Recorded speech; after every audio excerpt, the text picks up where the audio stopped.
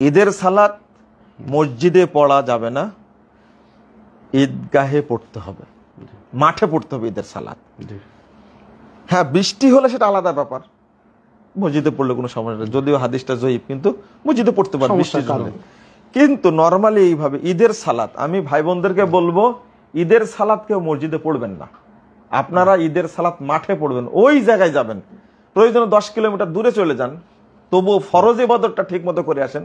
ঈদের সালাত ফরজ, কিন্তু সেইভাবে আদায়টা করতে হবে। আমাদের অনেকেই বুঝে যে ঈদের সালাত এটা সুন্নাত, সুন্নাতে মুআক্কাদা, প্রথমেই কিন্তু মাজাটা ভেঙে দেয়, প্রথমেই বলে কি মাজাটা ভেঙে দিয়ে নর্মাল করে দেয়, কিন্তু ঈদের সালাতটা ফরজ। আর একটা হলো একটা সময়, একটা স্থান, আর একটা হলো পদ্ধতি। রাসূল সাল্লাল্লাহু আলাইহি ওয়াসাল্লাম যে পদ্ধতিতে পড়েছেন ওইভাবেই পড়তে হবে, কিন্তু 12 তাকবীরে 12 তাকবীরে পড়তে হবে এটা। আর একটা হলো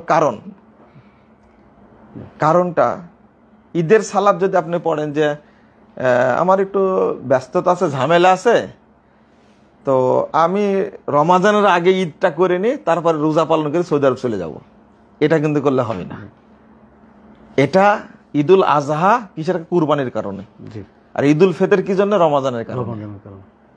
আর একটা হলো পরিমাণ, ঈদের সালাত 2 রাকাত, কিন্তু কয় রাকাত? 2 রাকাত, বেশি পড়া যাবে না।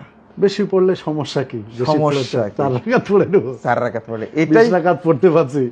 মানে আপনি বলছেন সমস্যা কি, কিন্তু এটাই অরিজিনাল সমস্যা, এটাই অরিজিনাল সমস্যা, এটাই বড় সমস্যা যে ঈদের সালাত আমাদের দেশে পড়া হয় মানে এই যুক্তিগুলো খাড়া করে ঈদের মাঠে যাওয়ার জন্য ডাকাডাকি করা, এই একটা বেদাত আছে, অনেকগুলো বেদাত।